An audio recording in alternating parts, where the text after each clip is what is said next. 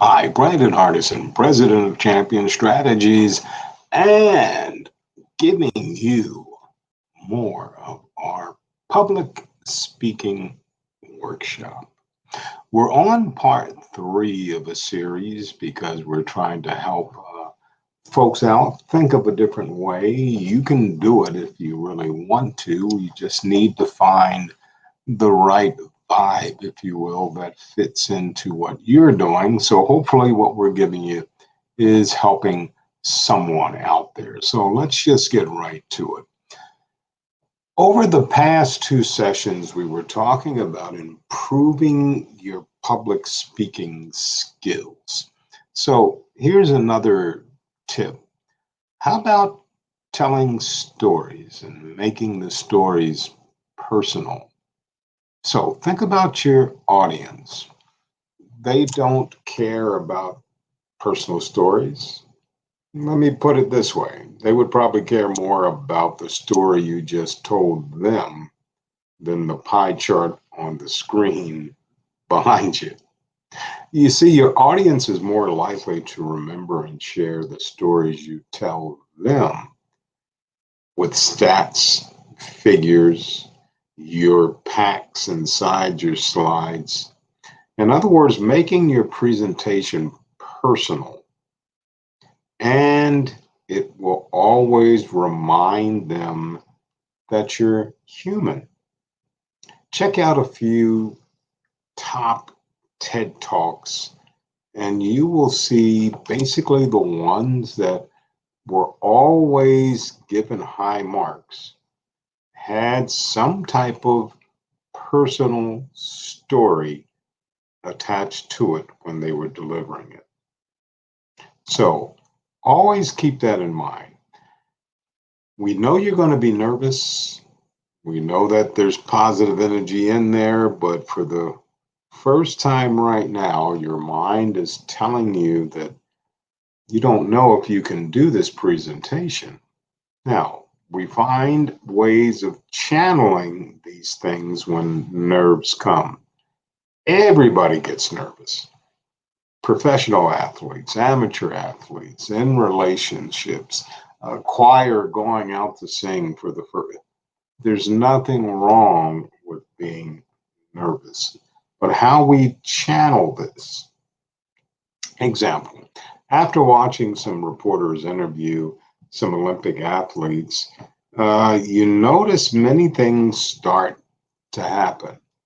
As the same questions starts coming from the reporter, the different athletes are always on theme in their own way by either saying things like, yes, I was excited, but boy, I couldn't wait to get started. Yes, my hands were sweaty, my neck was tense, my heartbeat was fast, but I was so excited to get the race started.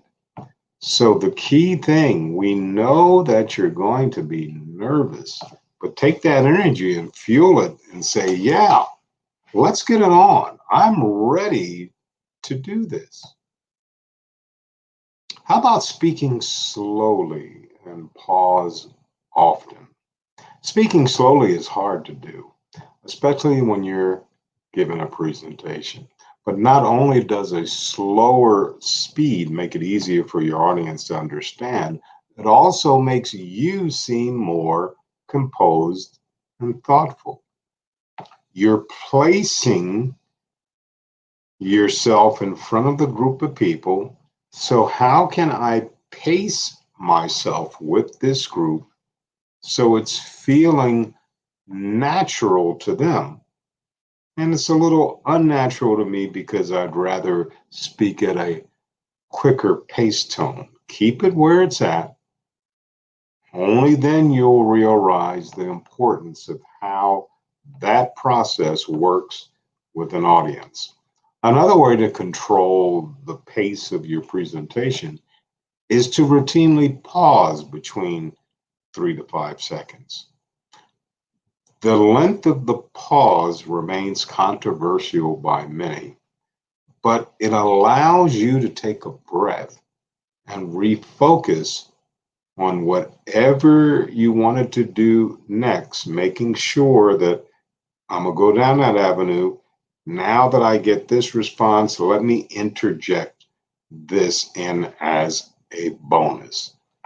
Pausing is one of the best things you can do because the audience will eventually understand that last statement that you made, especially if you tied it to a personal story.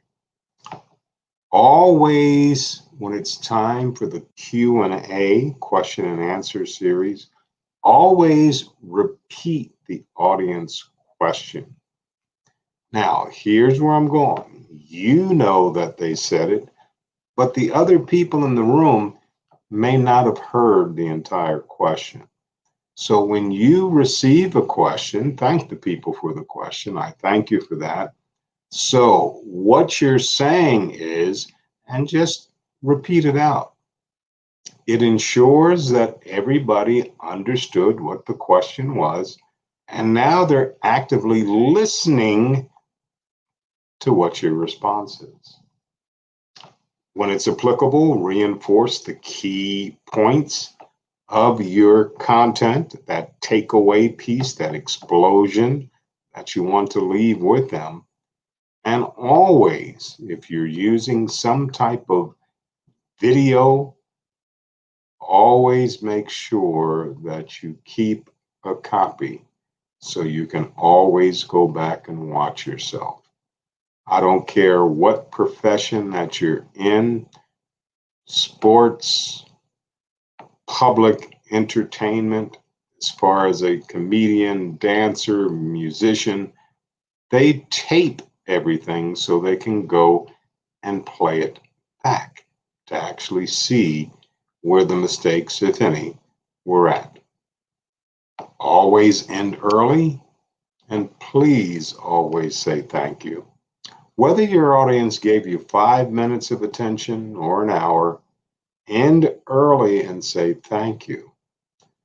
People, believe me, will rather have you shorten your speech, because I guarantee you on the program it's already gone disarray because too many people like to talk. They start talking emotionally from their heart, getting away from the script, and the person in charge of the program, the clock is moving, and they don't know if they can get everything in. And here's what you're going to hear sometimes as a public speaker. I know we're allowing you 30 minutes, but can you cut it back to 20? Now, you smile, do what you think, give them the 20, but remember, it's going to happen, so you need to be prepared. Public speaking, ladies and gentlemen, is an art. It takes years to perfect. But by following some of these steps, it will ensure you that you have the stuff to bring in front of the students. You have the stuff to be that supervisor, manager. You have the stuff to be in front of an audience that an organization paid you to come talk to their team members on a specific subject, and hopefully they'll call you back for some additional training. Once again, Brandon Hardison, President of Champion Strategies, for our public speaking workshop. If you got something out of it, I'm happy. We'll be back for another installment. And as always, in parting, you go out and make it a champion.